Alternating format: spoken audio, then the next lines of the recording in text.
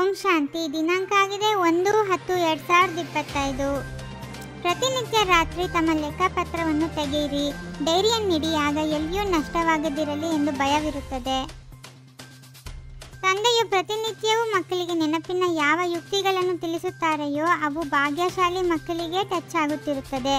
ಅವರು ಅದನ್ನು ಕೂಡಲೇ ಕಾರ್ಯದಲ್ಲಿ ತರುತ್ತಾರೆ. ತಂದೆಯು ಹೇಳುತ್ತಾರೆ, ಮಕ್ಕಳೇ, ಸ್ವಲ್ಪ ಸಮಯವಾದರೂ ಏಕಾಂತದಲ್ಲಿ ಉದ್ಯಾನವನದಲ್ಲಿ ಹೋಗಿ ಕುಳಿತುಕೊಳ್ಳಿ, ತಮ್ಮ ಚಾಟ ನೀಡಿ, ಆಗ ಉನ್ನತಿಯಾಗುತ್ತಿರುವುದು.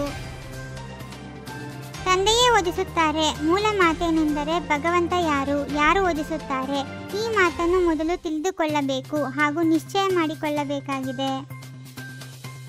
ಇವರು ಆತ್ಮಿಕ ತಂದೆ ಆಗಿದ್ದಾರೆ. ಆತ್ಮಕ್ಕೆ ಆಂತರಿಕ ಗುಪ್ತ ನಶೆ ಇರುತ್ತದೆ. ಆತ್ಮನೇ ಓದಬೇಕಾಗುತ್ತದೆ. ಪರಮಪಿತ ಪರಮಾತ್ಮನಂತೂ ಜ್ಞಾನಪೂರ್ಣನಾಗಿದ್ದಾರೆ. ಬ್ರಹ್ಮನ ರಾತ್ರಿ ಎಂದ ಮೇಲೆ ಅವಶ್ಯವಾಗಿ ಅದು ಬ್ರಾಹ್ಮಣಿಯರಿಗೂ ರಾತ್ರಿಯಾಗಿದೆ. ಯಾರು ಯೋಗದಲ್ಲಿರುವರೋ ಅವರಿಗೇ ಇದು ಧಾರಣೆಯಾಗುತ್ತದೆ.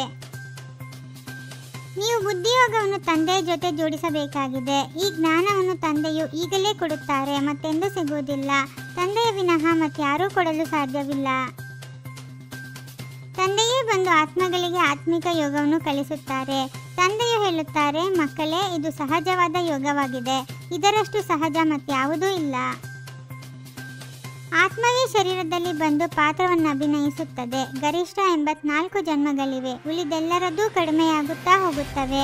ಈ ಮಾತುಗಳು ಸಹ ನೀವು ಮಕ್ಕಳಲ್ಲಿ ಕೆಲವರ ಬುದ್ಧಿಯಲ್ಲಿಯೇ ಮಾತ್ರ ಇದೆ. ನೆನಪಿನಲ್ಲಿಯೇ ಪರಿಶ್ರಮವಿದೆ.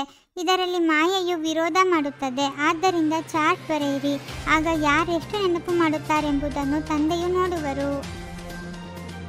ತಂದೆ ಮತ್ತು 84 ಜನ್ಮಗಳ ಚಕ್ರವನ್ನು ನೆನಪು ಮಾಡಿದರೆ ಚಕ್ರವರ್ತಿ ರಾಜರಾಗಿ ಬಿಡುವಿರಿ.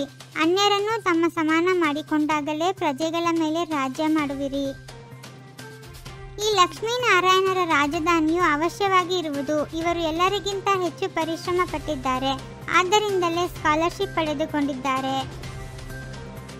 ಮಾಯೆಯು ಬಹಳ ಪ್ರಬಲವಾಗಿದೆ. ದೃಷ್ಟಿಯು ವಿಕಾರಿಯಾಗಿದೆ. ಜ್ಞಾನದ 3ನೇ ನೇತ್ರವು ಸಿಗುವುದರಿಂದ ದೃಷ್ಟಿಯು ನಿರ್ವಿಕಾರಿಯಾಗುತ್ತದೆ.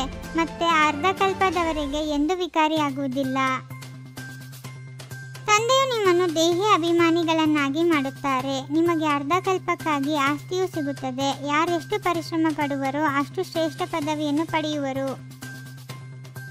ಈ ಜ್ಞಾನವು ಎಲ್ಲರಿಗಾಗಿ ಇದೆ. ಕೇವಲ ತಂದೆಯ ಪರಿಚಯ ಕೊಡಬೇಕಾಗಿದೆ. ನಾವೆಲ್ಲ ಆತ್ಮಗಳು ಸಹೋದರರಾಗಿದ್ದೇವೆ. ಎಲ್ಲರೂ ಒಬ್ಬ ತಂದೆಯನ್ನು ನೆನಪು ಮಾಡುತ್ತಾರೆ. ಕಲಿಯುಗವು ಇನ್ನು ಮಗುವಾಗಿದೆ. ಇನ್ನೂ ಬಹಳಷ್ಟು 1000 ವರ್ಷಗಳ ಆಯಸ್ಸು ಇದೆ ಎಂದು ಅವರು ತಿಳಿದುಕೊಳ್ಳುತ್ತಾರೆ. ಆದರೆ ನೀವು ಮಕ್ಕಳಿಗೆ ತಿಳಿದಿದೆ, ಈ ಕಲ್ಪವೇ 5000 ವರ್ಷಗಳದ್ದಾಗಿದೆ. ಎಲ್ಲರಿಗೆ ಇದನ್ನು ತಿಳಿಸಿ. ಈಗ ಸತ್ಯಯುಗವು ಸ್ಥಾಪನೆಯಾಗುತ್ತಿದೆ. ತಂದೆಯವರು ಹೇಳಿದ್ದಾರೆ, ಪುರುಷೋತ್ತಮ ಶಬ್ದವನ್ನು ಅವಶ್ಯವಾಗಿ ಬರೆಯಿರಿ, ಏಕೆಂದರೆ ನೀವಿಲ್ಲಿ ಕನಿಷ್ಠರಿಂದ ಪುರುಷೋತ್ತಮರಾಗುತ್ತೀರಿ. ಜ್ಞಾನದಿಂದ 3ನೇ ನೇತ್ರವನ್ನು ಧಾರಣೆ ಮಾಡಿಕೊಂಡು ತಮ್ಮ ಮೋಸಗಾರ ಕಣ್ಣುಗಳನ್ನು ನಿರ್ವಿಕಾರಿಯನ್ನಾಗಿ ಮಾಡಿಕೊಳ್ಳಬೇಕಾಗಿದೆ. ಉದ್ಯೋಗ ವ್ಯವಹಾರಗಳಿಂದ ಸಮಯವನ್ನು ತೆಗೆದು ಏಕಾಂತದಲ್ಲಿ ಹೋಗಿ ನೆನಪಿನಲ್ಲಿ ಕುಳಿತುಕೊಳ್ಳಬೇಕಾಗಿದೆ. ನಮಗೆ ಯೋಗವು ಏಕೆ ಹಿಡಿಸುತ್ತಿಲ್ಲ ಎಂಬ ಕಾರಣವನ್ನು ತಿಳಿದುಕೊಳ್ಳಿ. ಸಹನಾ ಶಕ್ತಿಯ ಮೂಲಕ ಅವಿನಾಶಿ ಮತ್ತು ಮಧುರ ಫಲಪ್ರಾಪ್ತಿ ಮಾಡಿಕೊಳ್ಳುವ ಸರ್ವರ ಸ್ನೇಹಿ ಭವ. ಏನು ಕಳೆದು ಹೋಯಿತು ಅದನ್ನು ಮರೆತು ಬಿಡಿ. ಕಳೆದಿರುವ ಮಾತುಗಳಿಂದ ಶಿಕ್ಷಣವನ್ನು ತೆಗೆದುಕೊಂಡು ಮುಂದೆ ಸದಾ ಎಚ್ಚರವಾಗಿರಿ.